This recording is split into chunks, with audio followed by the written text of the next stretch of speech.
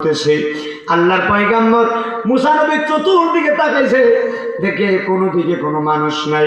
মুসা নবী বড় টেনশনে পড়ে গেছে।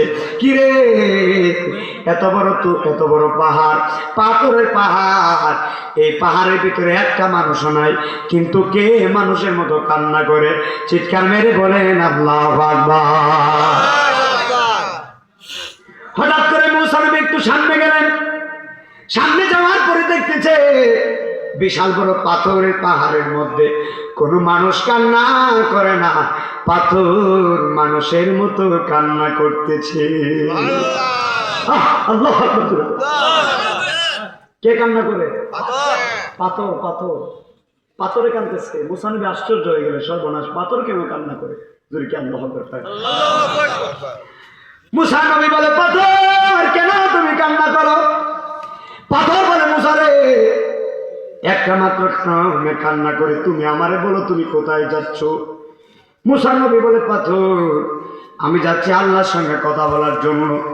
পাথর বলে, মুসা রে, আমি হতভাগা, কথা আল্লাহরে বলবানি। বলে, তোমার আবার কে কোথায়? পাথর ডাক দেখা, মুসা রে, আমার আল্লাহ রাব্বুল আলামিন বলেছেন, আমার আল্লাহ রাব্বুল আলামিন পাথর এবং লাকড়ি রে জাহান্নামের আগুনে ধরাইব। পাথর এবং লাকড়ি রে, পাথর এবং লাকড়ি বানায়া আমরা যত পাথর আছি এই পাথরগুলারে জাহান্নামের লাকড়ি বানাইব। জাহান্নামের লাকড়ি বানায় আমার আল্লাহ জাহান্নামের আগুনে আমরারে পোড়াইব।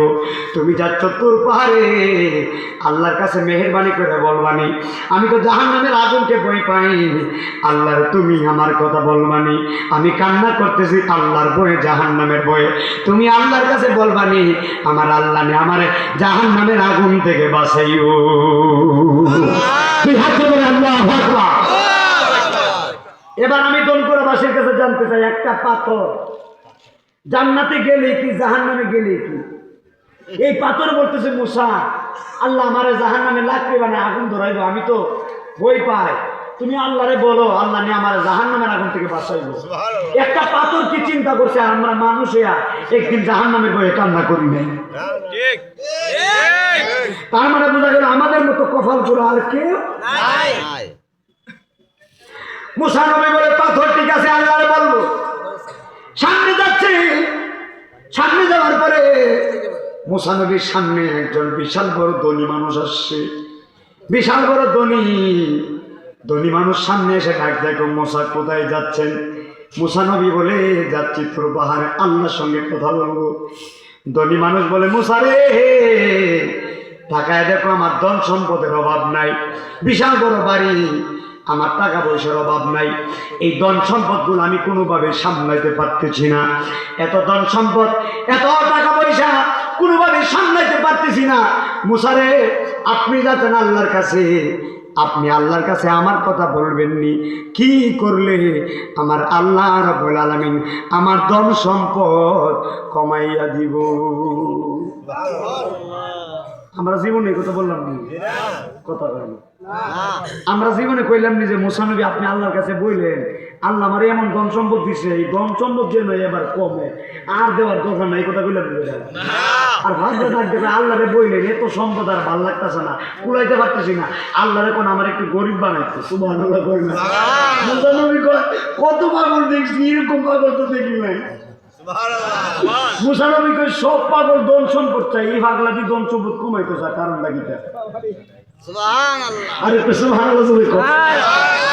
আপনাদের এই রাস্তা দিয়ে যদি মুসা নবী যাইতো আর আপনারা দনকুরা মানুষ ঘুম থেকে উঠতে যদি মুসা নবীরে দেখতেন, দেখার পরে যদি কইতেন মুসা নবী কোথায় যাচ্ছেন, মুসা নবী বলতো আমি তুর পাহাড়ে।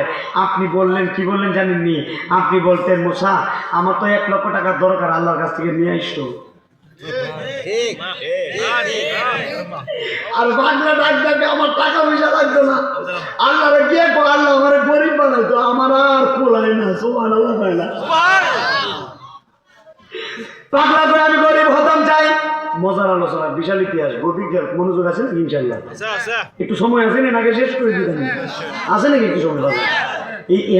এখানে ওয়াজ করতে আইলে মনে হয় আমার বাড়িতে এসি, হ্যাঁ, দনকুরায় ওয়াজ করতে আইলে আমার মনে হয় না যে আমি অন্য জায়গায় আসছি, কারণ দনকুরা এই গ্রামে ওয়াজ করলে আমার মনে হয় যে আমি এই গ্রামের ছেলে। কথা ঠিক আছে? আপনারা তো আমার যে দাওয়াত দেন, এই যে কত বছর হয়েছে, পঞ্চম বার্ষিকী মাহফিল। আমি আমার হৃদয়ের ডায়েরিতে লেখা থাকে, এটা আমার কলমের খাতার ডায়েরি না, এটা হৃদয়ে লেখা থাকে যে দন করার ডেট কখনো মিস করুন যেত না। মাহফিল অন্য জায়গায় যদি চট্টগ্রাম যায় বাইন্দা লয়ে গো কথা কোন ঠিক না। এই যে সাকিব ভাই নোয়েল বেরা স্যার কয়েকজন আছে, আমার খুব মায়া করে যে আমাদের মাহফিলে আসতে হবে। আসল কথা কি বাবা জানেন, বাজান টাকা পয়সা বড় না, অন্তরটা হইল বড়। কথা ঠিক আছে নি? টাকা পয়সা বড় নি বাজান, হ্যাঁ টাকা পয়সা কি বড়? আর টাকা দিয়ে মানুষকে পাওয়া যায় না, মানুষকে পাইতে হলে ভালোবাসা লাগে। কথা ঠিক আছে? আপনারা ভালোবাসেন বিদায় আসছি, না হলে এই রাত্রে অন্য কোনো প্রোগ্রাম করলে 20,000 টাকা হইল